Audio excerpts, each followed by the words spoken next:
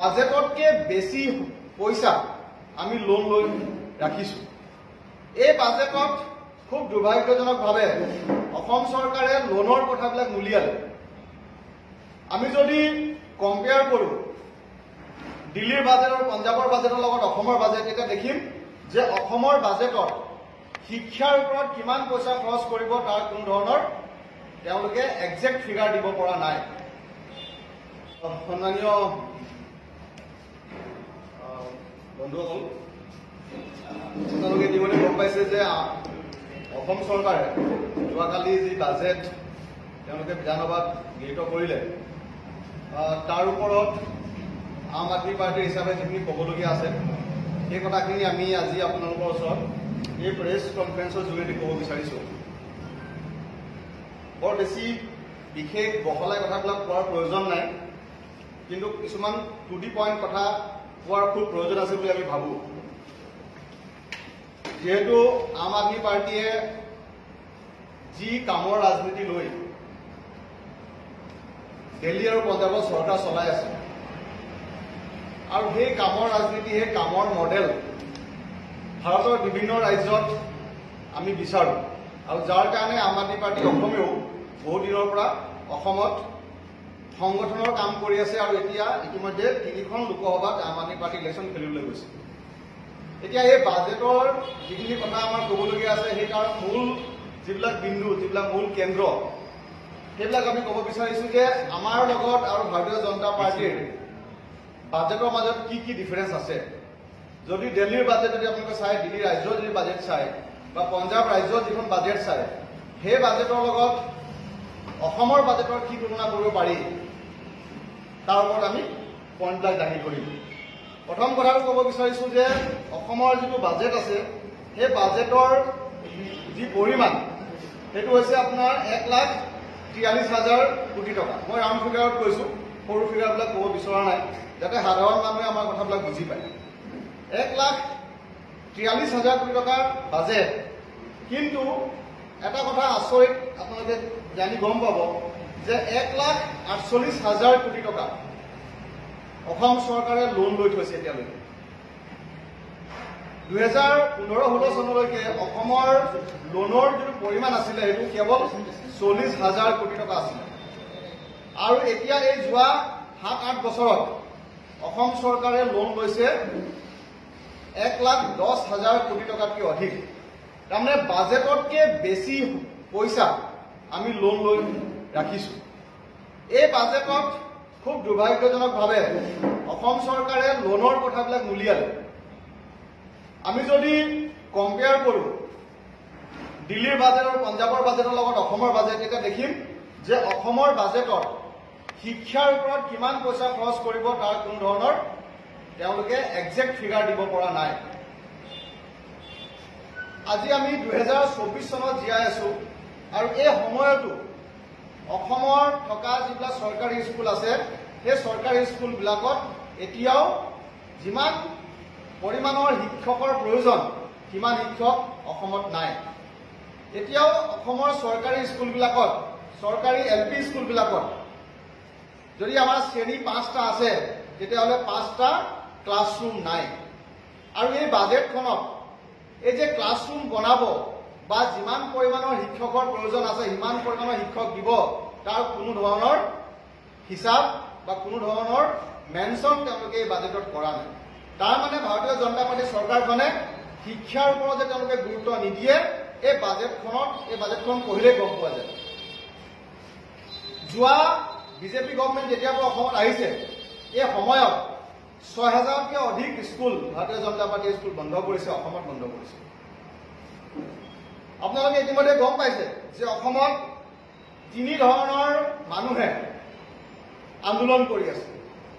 প্ৰথম আন্দোলন চলি আছে অসমত অল্ড পেঞ্চন স্কিম যিটো লগাব লাগে, আকৌ কৰিব লাগে, তাৰ ওপৰত অসমৰ যিমান এমপ্লয়ী আছে তেওঁলোকে আন্দোলন কৰি আছে, কিন্তু এই বাজেটখনত তাৰ ওপৰত কোনো ধৰণৰ চৰ্চা হোৱা নাই। 2 নম্বৰ, অসমৰ যিমান শিক্ষক আছে, টেট শিক্ষক আছে, ভেঞ্চাৰ স্কুলৰ শিক্ষক আছে, তেওঁলোকে বহু দিনৰ পৰা ধৰি অসমত আন্দোলন কৰি আছে। তেওঁলোকৰ চাকৰি নিয়মীয়কৰণ কৰিব লাগে, তাৰ ওপৰত কোনো ধৰণৰ চৰ্চা এই বাজেটত আমি দেখিবলৈ নাপালোঁ। 1 লাখতকৈ অধিক অংগনবাড়ী কৰ্মচাৰীয়ে যোৱা 10 দিনৰ পৰা তেওঁলোকে ধৰ্ণা দি আছে, প্ৰটেষ্ট কৰি আছে, কিন্তু তেওঁলোকৰ যি দৰমহা সেই দৰমহা বঢ়োৱাৰ কাৰণে তেওঁলোকে আশা কৰি আছিলে যে অসমৰ এইবাৰ বাজেটত অসম চৰকাৰে ধৰিব, কিন্তু সেই বিষয়টোৰ ওপৰতো কোনো ধৰণৰ চৰ্চা অসম চৰকাৰে বাজেটত নকৰিলে। এতিয়া আমি আৰু কেইটামান পইণ্টলৈ যদি আহোঁ, তেতিয়াহ'লে অসম চৰকাৰে কৈছে যে তেওঁলোকে পভাৰ্টি যিটো আমাৰ গৰীবী আছে, যিটো মানুহ গৰীব মানুহ তাৰে সংখ্যা তেওঁলোকে 36%ৰ পৰা 14%লৈকে ৰিডিউচ কৰিছে, কমাই আনিছে। কিন্তু যদি এতিয়াও দেখে আপুনি অসমখন তলৰ পৰা 7 নম্বৰ ৰাজ্যত, তাৰমানে গৰীব ৰাজ্যৰ ভিতৰত তলৰ পৰা 7 নম্বৰ তেওঁলোকে আছে। গতিকে কোনটো ডাটাৰ ওপৰত কেনেকুৱা ধৰণৰ বিশ্লেষণ তেওঁলোকে কৰিছে আৰু কি পৰ্যায়ত তেওঁলোকে এই ডাটাটো দিবলৈ সক্ষম হৈছে যে 36%ৰ পৰা 14% তেওঁলোকে কমাই আনিছে। আৰু এটা কথা বাৰে বাৰে ওলাই আছে, জিডিপিৰ কথা ওলাই আছে। জিডিপি মানুহৰ জিএছডিপি যিটো ষ্টেট লেভেলত যিটো জিএছডিপি থাকে সেইটো তেওঁলোকে প্ৰতি বছৰে বঢ়াই বঢ়াই গৈ আছে। কিন্তু যদি ফেক্টছ এণ্ড ফিগাৰলৈ যদি আপোনালোকে দেখে, তেতিয়াহ'লে 2023-21-22 বৰ্ষত যিটো আমাৰ গ্ৰোথ ৰেট আছিলে সেইটো 20% আছিল, কিন্তু এইবাৰ 2023-24 এইটো গ্ৰোথ ৰেটটো কমি 16%লৈ হৈ আহিছে। গতিকে এইফালৰ পৰা দেখিলেও আপুনি দেখিব যে যি পৰিমাণৰ তেওঁলোকে ফিগাৰ তেওঁলোকে বাজেটত মেনশ্যন কৰিছে, কিন্তু গ্ৰাউণ্ডত সেইটো একেবাৰে হৈ উঠা নাই তাৰমানে। গতিকে সেইফালৰ পৰা গ'লে দেখিব যে অসমৰ মানুহৰ অৰ্থনীতি কেনেকৈ টনকিয়াল কৰিব পাৰি, অসমৰ মানুহক কেনেকৈ উৎপাদনমুখী ফালে লৈ যাব পাৰি, তাৰ ওপৰত কিন্তু এই বাজেটত কোনো ধৰণৰ চৰ্চা হোৱা নাই।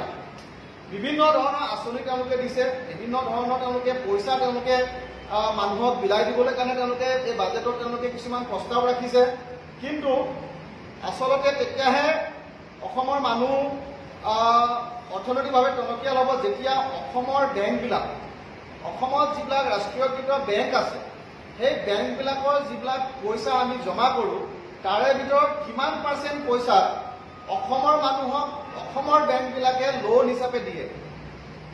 যিবিলাক লোন আজি গভৰ্ণমেণ্টে অসম চৰকাৰে ডাইৰেক্ট বেনিফিচিয়াৰী হিচাপে তেওঁলোকে অসমৰ মানুহক দিব বিচাৰিছে, সেই একে পইচাখিনি যদি অসম চৰকাৰৰ কিছুমান প্ৰস্তাৱ আকাৰে যদি বেংকৰ যোগেদি লোনবিলাক দিব পাৰিলেহেঁতেন, তেতিয়াহ'লে আমি ভাবোঁ যে অসমৰ মানুহৰ বিজনেছ কৰা যিবিলাক আইডিয়া আছে, যিবিলাক MSME আমাৰ অসমৰ ডেকা ল'ৰা ছোৱালীয়ে কৰিব বিচাৰিছিলে, লঘু উদ্যোগ যিবিলাক তেওঁলোকে আনিব বিচাৰিছিলে, তাৰ কাৰণে যিটো লোন লাগে সেই লোনটো অসম গভৰ্ণমেণ্টে যদি দিয়াই দিব পাৰিলেহেঁতেন, তেতিয়াহ'লে আমি ভাবিছোঁ যে ডেফিনেটলি অসমৰ অৰ্থনৈতিক ব্যৱস্থাটো আৰু অলপ টনকিয়াল হ'লহেঁতেন।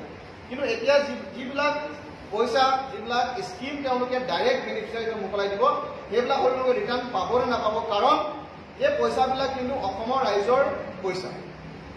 গতিকে এই পইচাবিলাক যদি লোন আকাৰে দিবলৈ তেওঁলোকে ইচ্ছা আছিলে, তেওঁলোকে প্ৰপাৰ এটা প্লানিং কৰি তেওঁলোকে এই পইচাখিনি বেংকৰ যোগেদি আমাৰ মানুহক মোকলাই দিব পাৰিলে, কাৰণ অসমৰ বেংকত যিবিলাক মানুহে পইচা থয় সেই মেক্সিমাম পইচাই অসমৰ মানুহক লোন নিদিয়ে। সেই বেংকবিলাকে বেলেগ বেলেগ ষ্টেটৰ মানুহবিলাকক তেওঁলোকক লোন দিয়ে। আপোনালোকৰ ওচৰত ডাটা আছে, এইবিলাক পাব্লিক ডমেইনত থকা এইবিলাক ডাটা। মুখ্যমন্ত্ৰী নিযুত মইনা আঁচনি তেওঁলোকে এইবাৰ ঘোষণা কৰিছে, খুব ভাল কথা, আমি ভাল পাইছোঁ যে এনেকুৱা ধৰণৰ স্কিম তেওঁলোকে ছাত্ৰ ছাত্ৰীক দিব পাৰিছে। কিন্তু লগতে যিখিনি কথা মই ক'লোঁ যে তেওঁলোকে স্কুলৰ ইনফ্ৰাষ্ট্ৰাকচাৰ ডেভেলপ কৰিব পৰা নাই, তেওঁলোকে কোৱালিটি এডুকেশ্যন দিব পৰা নাই, তেওঁলোকে প্ৰতিটো ক্লাছৰুমত এজন পাৰ্মানেণ্ট শিক্ষক দিব পৰা নাই, হাজাৰ হাজাৰ স্কুলত ইলেক্ট্ৰিচিটি ছাপ্লাই তেওঁলোকে দিব পৰা নাই, যোগান ধৰিব পৰা নাই, চকী বেঞ্চ দিব পৰা নাই, ফেন দিব পৰা নাই, ভাল খোৱা পানী দিব পৰা নাই, ছোৱালী আৰু ল'ৰাৰ কাৰণে পৃথক পৃথক তেওঁলোকে টয়লেট আৰু বাথৰুম তেওঁলোকে দিব পৰা নাই, আৰু অংগনবাড়ী কৰ্মীসকলে ইমান দিনৰ পৰা তেওঁলোকে ধৰ্ণা প্ৰটেষ্ট কৰি আছে। গতিকে কোনবিলাক কাম কৰিলে অসমৰ ল'ৰা ছোৱালী ভাল শিক্ষা পাব, ভাল স্বাস্থ্য ব্যৱস্থা পাব, তাৰ ওপৰত কিন্তু আপুনি এই বাজেটত দেখি নাপাব। স্বাস্থ্য বাজেট যদি আপোনালোকে চায়, স্বাস্থ্য বাজেট একজেক্ট ফিগাৰ বিচাৰি পোৱা নাই। স্বাস্থ্য বাজেট যোৱা বছৰ কিমান আছিলে, এই বছৰ কিমান আছে, অসমৰ যিবিলাক চৰকাৰী হস্পিটেল আছে সেই হস্পিটেলবিলাকত এতিয়াও এই 2024 চনতো চৰকাৰী হস্পিটেলত আপুনি দৰৱ ফ্ৰী নাপাব। আজিও যদি গুৱাহাটী মেডিকেল কলেজত যায়, যদি ডক্টৰে 4টা দৰৱ লিখিছে, আপুনি কোনোমতে এটা বা দুটা মেডিচিনহে আপুনি পাব। বাকী মেডিচিন আপুনি এতিয়াও কিনিবহে লাগিব। আপুনি গুৱাহাটী মেডিকেল কলেজত যদি এতিয়াও যদি এক্সৰে কৰিবলৈ যায়, তেতিয়াও লাইন পাতিবলগীয়া হয়, ৰাতিপুৱা 3টা বজাৰ পৰা লাইন পাতিবলগীয়া হয়। গতিকে এই বাজেটখনৰ পৰা আমি কি আশা কৰি আছিলো যে এটলিষ্ট তেওঁলোকে শিক্ষাৰ বাজেট বঢ়াব, স্বাস্থ্যৰ বাজেট বঢ়াব, ভাল কোৱালিটি ইনফ্ৰাষ্ট্ৰাকচাৰ তেওঁলোকে দিব পাৰিব, কিন্তু সেইবিলাক বস্তু আমি দেখি নাপালো। আৰু বাজেটৰ সম্পূৰ্ণ পইচা ক'বলৈ গ'লে এক প্ৰকাৰৰ ক'বলৈ গ'লে মেক্সিমাম পইচা তেওঁলোকে লোন বৰয়িং কৰি, আৰু সেই লোনৰ যোগেদিহে তেওঁলোকে এই বাজেটটো চলাব অহা 1 বছৰৰ কাৰণে। গতিকে এই বাজেটখনে আমি নাভাবো যে অসমৰ ৰাইজক অৰ্থনৈতিকভাৱে তেওঁলোকে টনকিয়াল কৰিব বুলি আমি নাভাবো। আৰু এইকাৰণে এই বাজেটটো আম আদমি পাৰ্টিৰ যি কামৰ ৰাজনীতি, সেই কামৰ ৰাজনীতিৰ লগত এই মডেলটো মেচ হোৱা নাই। কাৰণ ইয়াত শিক্ষাৰ কথা নাই, স্বাস্থ্যৰ কথা নাই, বিজুলীৰ কথা নাই, খোৱা পানীৰ কথা নাই। লগতে আৰু এটা ইম্পৰ্টেণ্ট কথা মই ক'ব বিচাৰিছো, তাৰপিছত মই এই প্ৰেছ কনফাৰেন্সটো শেষ কৰিম। আচৰিতভাৱে এনভাইৰনমেণ্ট আৰু ফৰেষ্ট ডিপাৰ্টমেণ্টত প্ৰতি বছৰে যি দুৰ্নীতি হৈ আছে, যি ভ্ৰষ্টাচাৰ হৈ আছে, তাৰ কাৰণে প্ৰতি বছৰে ৰেভিনিউ আমাৰ কমি আহি আছে। যদি ডাটা এটা চাই 21-22 বৰ্ষত মোটামুটি 400 কোটি টকা তেওঁলোকে ৰেভিনিউ জেনেৰেট কৰিছিলে। 2022-23 চনত 451 কোটি টকা ৰেভিনিউ জেনেৰেট হৈছিলে, আৰু 2023-24 চনত কিন্তু কমি আহি এইটো কেৱল 350 কোটি টকা থাকি গৈছিলে। তাৰমানে ফৰেষ্টত আপোনাৰ কাৰাপশ্যন, আপোনাৰ লেণ্ড মাফিয়া, আপোনাৰ হিল মাফিয়া, আপোনাৰ বালি মাফিয়া, আপোনাৰ কাঠ মাফিয়া, এই গোটেই মাফিয়াবিলাকৰ কাৰণে আমাৰ বাজেট প্ৰতিদিনে কমি আহি আছে, আৰু যাৰ কাৰণে অসমৰ ৰাজ্যৰ ৰেভিনিউ লছ হৈ আছে। গতিকে এইখিনি কথা ক'বৰ কাৰণে আমি ইয়াত এই প্ৰেছ কনফাৰেন্সটো কৰিছিলোঁ। আপোনালোকৰ যদি কিবা প্ৰশ্ন আছে কৰিব পাৰিম। ধন্যবাদ। সুধিব বিচাৰিছিলোঁ, আজি ভূপেন্দ্ৰই এটা কথা স্পষ্ট কৰিছে, যিহেতুকে আগন্তুক লোকসভা নিৰ্বাচনৰ বাবে তেওঁলোকৰ 5টাকৈ কংগ্ৰেছে চিট যোৱাৰ কথা উল্লেখ কৰিছে 60 কিলোমিটাৰ। সমান্তৰালভাৱে 9টা চিটত বিৰোধীৰ প্ৰাৰ্থী থাকিব, কংগ্ৰেছৰ প্ৰাৰ্থী থাকিব। তেনে ক্ষেত্ৰত আপোনালোকৰ যিহেতুকে 3টা প্ৰাৰ্থী ইতিমধ্যে ঘোষণা কৰা হৈছে, এতিয়া আগন্তুক সময়ত কংগ্ৰেছৰ পৰা আৰু প্ৰাৰ্থিত্ব পাব বুলি আশা কৰা, চিট পাব বুলি মই এতিয়া এইখিনি কথা আমি সংবাদ মাধ্যমৰ যোগেদি আমিও গম পাইছোঁ। কিন্তু কথাটো হ'ল যে 3খন লোকসভাত অলৰেডি আম আদমি পাৰ্টীয়ে নিজৰ প্ৰাৰ্থী ডিক্লেয়াৰ কৰিছে, আৰু আমাৰ এটা বুজাবুজি হৈছে অসমৰ যিটো ঐক্য মঞ্চ আছে, ঐক্য বিৰোধী মঞ্চৰ লগত, যে এই 3টা সমষ্টিত তেওঁলোকে কোনো প্ৰাৰ্থী নিদিব। আৰু এইটো ট্ৰাষ্ট, এই বিশ্বাসটো লৈ আমি আগবাঢ়িছোঁ। অনাগত দিনত কেনেকুৱা ধৰণৰ চেঞ্জেছ আহে সেইটো আপোনালোকৰ যোগেদি আমি ডেফিনেটলি আমি আমাৰ জনসাধাৰণক জনাম কথাখিনি। গতিকে আমি এতিয়াও বিশ্বাসী যে এলায়েন্স অটুট থাকিব, আৰু আমি একেলগে হৈ বিজেপি ঘূৰাবৰ কাৰণে আমি একেলগে যুঁজিম। কিন্তু গুৱাহাটীয়ে হওক বা ডিব্ৰুগড়তে হওক তেওঁলোকে এৰি দিয়াৰ কোনো প্ৰস্তাৱ কৰা নাই। চাওক, এতিয়া কথাটো হ'ল যে আমাৰ কেইবাও ষ্টেপৰ মিটিং তেওঁলোকৰ লগত হ'ল, আৰু এইবিলাক কথা আমাৰ ক্ল'জ ড'ৰ মিটিঙত হ'ল, আৰু ক্ল'জ ড'ৰ মিটিঙৰ পিছত আমি তেওঁলোকৰ কথাবিলাক মিডিয়াক ক'লে, আমিও কথাবিলাক মিডিয়াক কৈছোঁ। এতিয়া সকলো কথাবিলাক জানে, ইয়াত কোনো লুকাই ৰাখিবলৈ কথা একো নাই। ডিব্ৰুগড়ত কোনজন প্ৰাৰ্থী দিলে বিজেপিক ভালকে টক্কৰ দিব পৰা যায়, এইটো কথা বিৰোধী ঐক্য মঞ্চৰ সভাপতিয়ে ভালকে জানে। শোণিতপুৰত কোনজন প্ৰাৰ্থীক আগবঢ়ালে বিৰোধী ঐক্য মঞ্চই বিজেপিক ভালকে টক্কৰ দিব পাৰিব, এইটো কথাও তেওঁলোকে জানে। আৰু তেওঁলোকৰ মুখৰ পৰাই এইবিলাক কেণ্ডিডেটৰ নাম ওলাইছে, আমাৰ মুখৰ পৰা ওলোৱা নাই। গতিকে তেওঁলোকে সকলো কথা জানি বুজি যদি এনেকুৱা ধৰণৰ কিছুমান কাম কৰিব, তেতিয়া ডেফিনেটলি অনাগত দিনবিলাকত ৰাইজে বিচাৰ কৰিব যে কোনফালে যাব লাগিব, কোনটো পাৰ্টিক ছাপোৰ্ট কৰিব লাগিব। এইটোৱে কথা। যদি গুৱাহাটী আৰু ডিব্ৰুগড়ত কংগ্ৰেছৰ তৰফৰ পৰা প্ৰাৰ্থিত্ব প্ৰদান কৰে, তেনেহ'লে আপোনালোকে কি কৰিব? মিত্ৰতা নহয়, এই 3খন সমষ্টিক লৈ মই জনামতে কোনো ধৰণৰ আৰু কোনো ডিছকাশ্যন নহয়, কম্প্ৰমাইজ নহয়। কাৰণ আম আদমি পাৰ্টি অলৰেডি এই 3টা সমষ্টিত তেওঁলোকে প্ৰচাৰ আৰম্ভ কৰি দিছে, আৰু ইয়াৰ ওপৰত আম আদমি পাৰ্টীয়ে লোকসভা ইলেকশ্যন খেলিব।